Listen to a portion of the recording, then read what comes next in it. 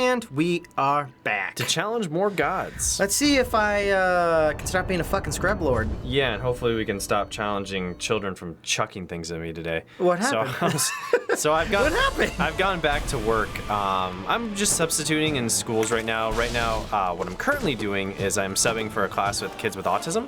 And most of the kids in that class are fucking adorable, and they're just the sweetest kids. And they have their moments because, you know, they have their own challenges, just like any kid. Whoa, I floated weird there. That was fucking They have good days awkward. and they have bad days. But this one kid loves attention seeking. So to get my attention, as I was taking was taking two other kids away to another, because they had to go to computers or something of that nature, he decided to take one of the things on the playground, which was a giant pink bucket, and the basketball, and proceed to chuck the pink bucket at my ankle. And he chucked the basketball at my head. Can't be an adventure anymore, man. You took a bucket to the leg. Yeah, I did take a bucket to the leg. Give me a second. Near the end of the day, I got home and went, wow, why does my leg feel? Oh shit, that's from where you hit me with the bucket. That's actually kind of sore there. And it's not a big deal, but yeah, but at the same time, you're like, ouch, that actually did something. That actually did something. Like, what the heck? Compared to what happened to one of the other people that had to deal with him the other day. Come on. That was another thing. But it's the beginning of the year. It's really hard getting those kids into a routine, especially when they're new to a campus, new to a school, new to the setting. It takes a lot of trust building and a lot of really working with them, which is why I'm glad I'm not a teacher for autism, because they're fucking champs. Yeah, fuck yeah, they are. That's an important fucking teacher. Jen almost wanted to do something with special needs type teaching. Yeah. But she decided that preschool was more her stride, essentially. Which I think she enjoys a lot. Yeah. She's everyone. I think every teacher man, at some point finds the age group that really relates to them the best. Yeah. It's always a different mindset. Elementary school teachers are completely different from middle school teachers who are way different than high school teachers. I find I really like middle school. I think I enjoy the early years of high school maybe the best because they have that middle school fun to them, and they don't have the cockiness that comes with being seniors and juniors. But I can't imagine like a high school class being an easy thing to teach. My high school on top of just teaching alone. My high school class in art, I think the nice thing about high school electives specifically is when you're teaching high school electives, the kids that are in there pretty much want to take art. You may have one or two kids that don't want to be in there. I guess I see that, yeah. But for the most part, you're looking at 80% retention of kids actually want to be here. 80% of the kids, because there's a bunch of other electives. They can go take other stuff. They could take weights. They could take anything else. They could take more PE. And more PE. As long as you're a cool teacher, which sometimes I guess I am, usually even those kids will fall in line. And then they'll realize, oh man, he actually is fair. I did deserve that C, because I did fuck around for, I don't know, like 4 weeks. Oof, that was oof. That was always one of my favorite things as a teacher, was going to a kid going, okay man, you have a C. And he was like, what? How? Why? Yeah. Well, I mean, you know how numbers work? If you did, you wouldn't have a C. Yeah. But, I mean, like, specifically math. Specifically, hey, you know how you were trying to, like, watch YouTube videos for, I don't know, the past 2 weeks? Yeah. You know how everyone else, especially Billy, working right next to you, has finished the assignment? Goddamn Billy. Yeah. Making me look bad, ruining the curve. Billy has a B. Wait, why does Billy have a B? Because he actually put effort in. It's like, oh, come on. You mean if I try, I get a good grade? Yes. That's art. Oops. It's art class. We're not math class where you have to be right. Art's interpretive. So I can deal the grades based on effort. Are you saying you're a spiteful teacher?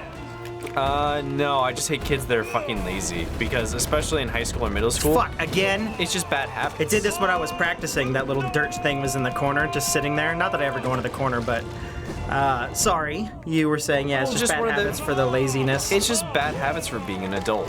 And it doesn't really matter if you come out of my class and I'm great at art. That's a side bonus. If you actually come out of the class turning in your assignments on time and putting effort into your work, that's a bigger achievement because you can actually use that skill in life.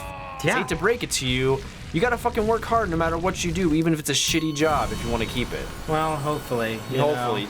Sometimes jobs people don't. Yeah, jobs worth keeping, typically you have to work hard for. Jobs that don't, well, there's a reason why they're at the bottom of the pile and they don't pay as much. Yeah. Have I been this far yet?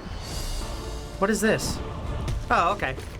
No. I don't know. Wow, that felt different. I don't think you actually made it to him last time. I don't think I had it either. It looks like they started right at his last segment. I'm almost to the first ending of this game on my own playthrough. I just collected I beat Umu for the first time, and I collected all the different 3 sage heads or whatever they are. Yeah, the dreamers? The 3 dreamers. I need to go max out the dream nail, and I beat the first Colosseum, and I need to get the last Pale Ore, but I can't remember where that's from. I got the first one. I got the one from Nosk, and I got the other one from doing the first Colosseum fight, but I'm not sure what the second one is. And part of me wants to look at the second Colosseum fight? No. The first Colosseum one gives you the first Pale Ore. I need to do his armor. Because there's 3. There's 3 in total in the game, and I've only gotten 2 of them. Fucking Markov. And I need to fight a couple of these guys too. Yeah, all the ghosts. Yeah, I fought a couple of them. They're fun. I ran right into his ass. But yeah, I've been enjoying my playthrough through Hollow Knight. I've definitely been trying a different play style than you. I've been going heavy into magic. Yeah. Well, that's it feels like it's more your stride in some occasions. It does so much more damage. It's almost ridiculous. I'm no fucking good at it. Oops. It's kind of insane that it does so much more damage when it feels very limiting for the fact that you have to make a specific charm setup for it. Oh, fuck. Oh, these guys. This is God damn it. So using the ground pound on these guys is what really, because you can use invincibility frames and it takes 3 hits of the ground pound to kill them. It may only be 2 for you. I don't know. I've done a little practice against them in the meantime, but shit, I was more hoping that they wouldn't be on this side. Yeah, these guys definitely gave me some trouble the first time. But ground pound is nice because you beat them already? Yeah, I beat them already. Because you have to beat them so you can get the first or second dreamer. Well, fucking good job, Samuel. Yeah, they whooped my ass. I need to get the fuck out of this corner. Yeah, I found the ground pound to be the nicest because it's hard to get it off occasionally, but when you do, it gets 4 hits in. Yeah. And come on, one heal. No. Nice. Nope. One heal. There we go. And it was way more because it also can damage them when they're in their rolling ball too. Oh, I don't think I actually realized that. It doesn't do as much damage, but it does, I think, some. I'm not sure. Oof. Gotcha, baby. Gotcha. Oh, no. Another one. But it's funny, going back to work, immediately this school was saying, hey, so can you come back? Can you do this job? You'd be surprised how many people don't have good patience with kids, apparently, and break down and cry after their first day of working with kids. Really? Yes, I have heard one heal, no! So many stories I've been told from different... iFrame, save me! From different principals and different, just teachers, how hard it is to find good substitutes and good assistants because so many of them come in thinking, oh, this is going to be easy. And then they actually have to deal with kids remembering kids are kind of going to be shitters. And kids are fucking mean. And it takes a while. It takes a while to build a relationship with a kid to a point where it is okay. But that first initial meeting and those first initial hanging out, the kid's probably not going to be that great with you. Oops. It's going to be very difficult, and they are going to test all of your patience. Yeah, they're fucking kids. Yeah, they're kids. God damn it, man. And they're based on loyalty as well too. Once they like you, you're gold. It doesn't matter. Even if they have a bad day and they act like a dick to you, they'll turn around the next day and go, yeah, my bad. I was kind of being a jerk. I was a butthole. I was a butt yesterday. Whee! Don't do it. But they were already trying to ask me, hey, you want to be the full-time roving sub here? I was like, it's not that I'm opposed to it because it's not that far away from my house, but the whole idea behind this job is that I'm not too committed, so that if I get a job that's full-time and pays better, I can take that. So wait, there's a difference between full-time sub and just sub? So there's substitutes, which just fill in for teachers, and sometimes the gig will be for a week, sometimes it'll be for a day, sometimes it'll be multiple days. It just kind of depends. So what? Full-time sub is just they already previously they know and have you on call, essentially? Each school is allowed one roving sub, which handles, hey, this teacher had to leave, they felt sick, they felt ill, or there needs to be extra help in this other classroom, because it typically goes to schools that have downward classes with, have autistic programs, and they have different programs that require more help. Sometimes the trail program, which is more for kids that have seizures and are stuck in wheelchairs and stuff of that nature. I see. They have physical limitations But from my understanding, not limitations, but roving subs, special needs. Yeah, they just have special needs. But roving subs are basically your on-hand, go anywhere, take care of anything kind of person. They can go outside, they can watch kids, they can take over for a teacher when they need to go on break. They can handle pretty much everything, because the weird thing that works for schools is only teachers can stay in a classroom with kids and without any supervision, along with substitutes. You've had to pass certain tests. That makes sense. They don't want any crazy loser. Right, but even certain staff, such as the secretary or the office manager, they can't do that, though. They can't be in the classroom. Even though they work at the school, even though they are there. I get that, though, because there's different tests. Right. The kids can be alone with them in the office, but that's because the office is an open area and there's multiple people in there. It's a public area rather than a closed classroom. Yes, exactly. In closed classrooms, only teachers or certified subs can be allowed to do that. And substitutes have to pass a test called either CBEST or whatever is for their state. CBEST stands for California Basic Education Standards, standardized test. And that it was consists fucking of math, reading comprehension, and I think the last one was just reading as well. It's a pretty basic test. If you passed high school, it's really not too difficult. So long as you kind of brush up on what you forget from high school. I had to brush up a lot. I had to have my younger brother help me with English, because even though I should have known all this stuff, I didn't remember any of it. Yeah, well, I still don't. I still barely understand what the terms for like different words are, like nouns, pronouns, conjunctions, that stuff, root words, suffixes, prefixes. I mean, I get it, but man, I've gotten a little bit better at that. I finally learned how to use a comma after, I don't know. Do you know the difference between there, and there? Yes, I do. The biggest problem with me, though, is I don't bother checking it before I do it. In my head, I know which there it is. No. But the problem is, I'll go ahead and type it out and hit send. I'm like, oh, fuck. Don't hit me. That was the one that's EIR, not the one that's THRE, or this is the one that requires it because there is, with the apostrophe RE means they are, as in THEYARE, and it's just fucking. I didn't learn what isn't and is was until I was in college. No English teacher bothered telling me in high school, hey, this is how it works. This is how English language works. Yeah. I can understand. I mean, no teacher? Not even your English teacher? No. Oh, no. I was actually in a discussion today where my English teacher would give me back my paper and not tell me what I actually needed to fix. They would underline and say, like, this is wrong, but I literally did not comprehend. Oops. And literally it actually works because I didn't comprehend what he was telling me to fix. Nowadays, I could probably look and go, like, oh, no, that's where I fucked up. that's where he was like, what are you doing? Why? I had a really awesome fucking English teacher in high school. Who'd you have? Miss S. Miss S. I don't think I had Miss S. She was amazing. We had Miss C our first year as freshmen, and she was good. Oof, I should have jumped. And then I had get out of the corner. Then I had Mr. R. For 2 of my years, and he was fine the first year, but the second year I had him, he was a dick. Yeah. Someone was saying a tip that really helped me with that Crystal Guardian dude. Yeah. Is that you can dash through him while he's doing his laser and get a ton of hits off. The only problem is if he's in a fucking corner, you don't get to hit him at all. Right. So I was getting pounded pretty hard. I need to also utilize my spells a little bit more. I love the ground pound. The fact that there's invincibility frames, it does have a little bit of startup, which is kind of hard, but it has knockback sometimes too, which is just really nice. And I've had to do what the commenters have said, which is, hey, you can't heal if he's not down. If they're down for the count, go ahead and heal. Otherwise, pretend you can't do it. Pretend that button does not exist because pretty much there's rarely ever gonna be an opportunity for you to actually use it. Yeah. No, I 100% get that. Like right now, I can get one in because the ghosts are still slow. Yes. Fucking bastard.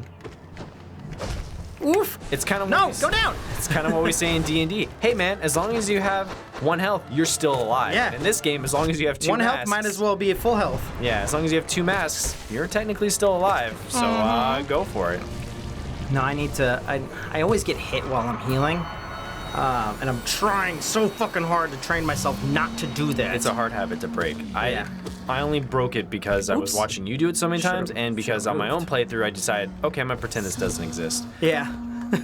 That's the ideal way to go about it. But yeah, going back to substitutes, roving subs are basically staff, but they get paid the price of a substitute. Which is nice. Well, I mean, but they're on call, which means since they're part of the staff, it's another job. Whereas regular substitutes, you just look on the online system whenever a job is available. It'll be a green square on the calendar, and then you can pick up whichever ones you want, whichever ones are available. It's like Ubering for teaching. Pretty much. It's like, who needs a ride, or who needs a teacher? Because the district I work in is so Damn it! It's pretty easy to find work, and the nice thing too is you can also work as a special ed assistant if you want on other days, which the big difference with that is their pay is a little bit less, but they only work 3 hours. So if you can't find a sub, like a teaching sub job that day, say it's close to the holiday and teachers are staying in, which I always found it interesting when I was a teacher, how many people would be missing work when I was always there every day. Just teachers? Yeah, sometimes for conferences. Because they need breaks and shit from all their kids. I ran the wrong way. Sometimes it was stuff for their kids. Other times it was just them missing work. I just always found it interesting because I only missed 2 or 3 days the whole year, so I kind of got to see it from the perspective of, this is what it looks like. Because I would have my other students go, you're never gone. And then when I would leave, fucking hell would break loose. And I get like a page full of notes and substitutes going, I'm never coming back here. It's like, I just have to go to my class and go, what did you guys do? Why did you break Mr. Wilson? I'm never gone. Can't you just fucking be chill for 1 day? God damn it. I'm sitting here unable to even move. It was when I had the stomach flu. I was just sitting there going, kill me! God damn it, I dodged the wrong way. And I literally sat in bed all day because my muscles were so sore from vomiting for 3 hours in a row that I could not physically get up and drive the 15 minutes to work. That's how bad it was. That's pretty bad. Yeah. So when I came back and saw a page full of notes, I was like, well, typical laissez-faire, I guess. Oh, no! Yeah, I get it. Like, if the teacher is gonna let the kids run all over them, no matter what you say or do or how good your kids are, god damn it. The problem too is I had a lot of kids that they really respected me, but they hated almost every other teacher. So they were great in my class, and I knew exactly how to steer them in the direction that they need to go, and I knew exactly when to leave them alone and when to engage with them, really making it easy to manage the class. Fucking die! Art is also a really high energy class because they're finally not stuck in their seats. They're allowed to move around. It's big desks, it's a big classroom. Thank you. So they're kind of bouncing off the walls and you have to deal with that energy, whereas every other class, they're stuck in their seats. Yeah. So, like, what kind of art stuff do you guys do? Like, all mediums, right? All mediums. We basically touch... Minus digital? Minus digital. It depends on the school. I did digital stuff with the high schoolers. Usually you have the money at the high school level. Yeah. And you also have... It's almost more guaranteed to have computers and have tablets and things that make it work so you can teach digitally. And most of the schools, because they will have a photography class, a art class, a ceramics class, a yearbook class, newspaper. Well, I guess I don't know why you would do newspaper. Digital website class now, I guess. Would it be, like a print media? Yeah, like the school newspaper, journalism class. Yeah. Sorry. You're guaranteed to probably have the Adobe Suite package. Oh, God. For all the classes, so you don't have to pay for it. Whereas middle school, it's a little bit more rough and tumble. You're less guaranteed to get those packages. So it makes it a lot harder to do. Because not only are you buying the tablets, you're buying all the software as well. I remember in high school, I really wanted to take a creative writing class, but there was only like 6 of us that wanted to take it, so they just got rid of it, and one of them was Jen. I actually had that same thing happen in college. I signed up for a Flash animation class, and there wasn't enough interest, so they canceled it. So guys, when you look at that Flash animation, that's literally just me learning how to do it on my own. Anything that I picked... No wonder it's so ass backwards. I learned how to create assets on my job when I was working at GhostBot in Flash. Yeah. But I did not learn how to actually animate in Flash based off that. I just looked at tutorials. I mean, that's how I learned how to do my inking style, too. Yeah, no, that makes sense, though, because there's a whole plethora of tutorials.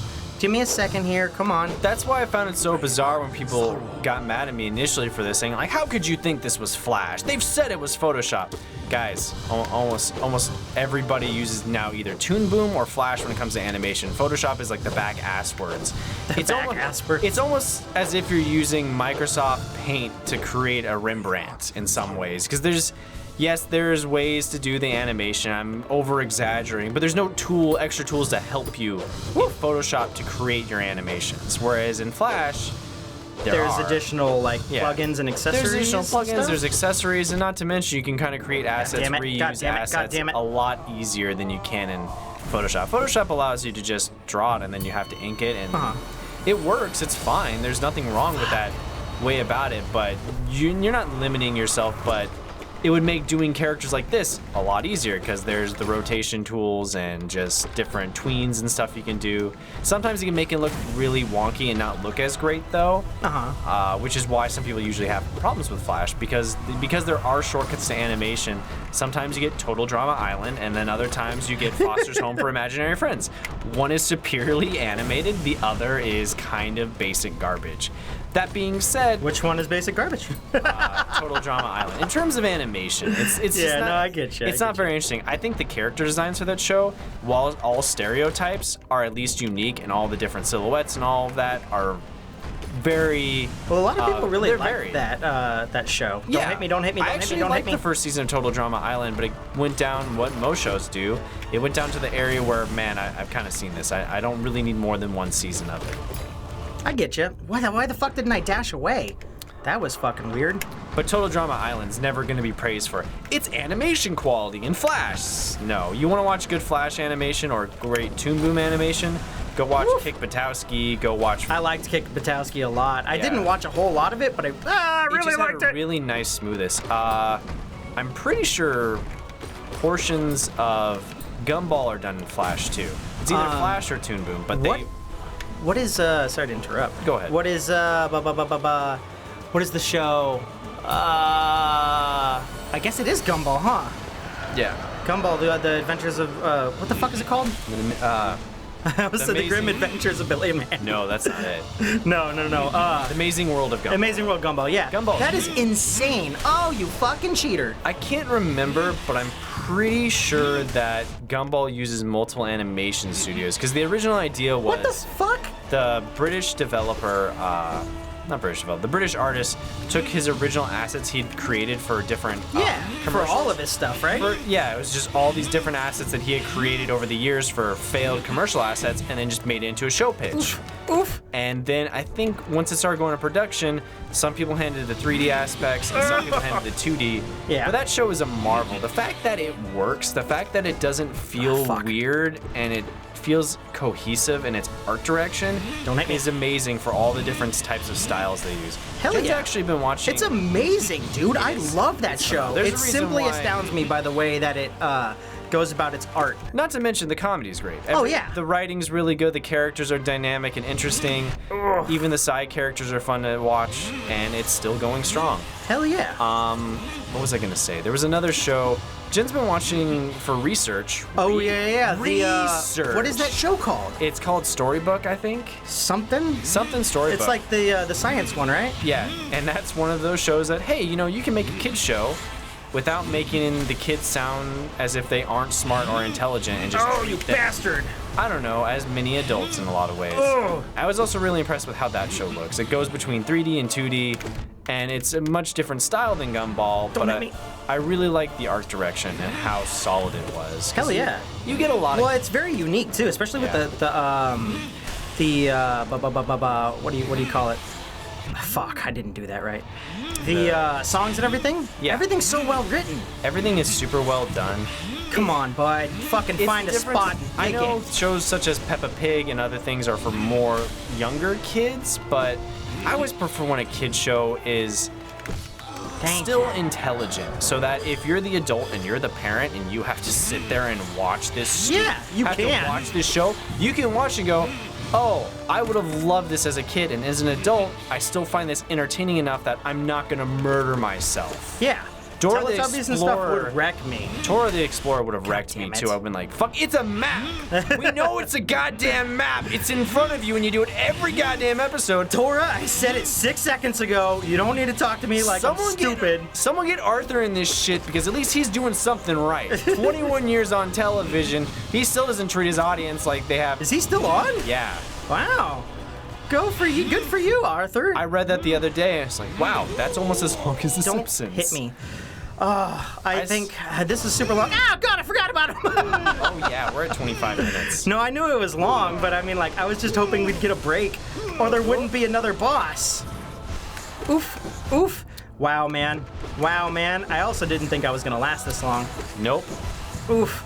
Oof, man. But, I mean, we're getting at the point where we just kind of have to. We're going to muscle on through these until we get to the boss. If we get through these 3 episodes, these next 2 episodes, and we're still not close, we will have to take some more practice in. Why do I feel like Why do I feel like he's harder? He's definitely a little bit sped up. Thank you. Well, I feel like either he has more life or he's faster. I always thought I could run away from those if I just like do it well enough.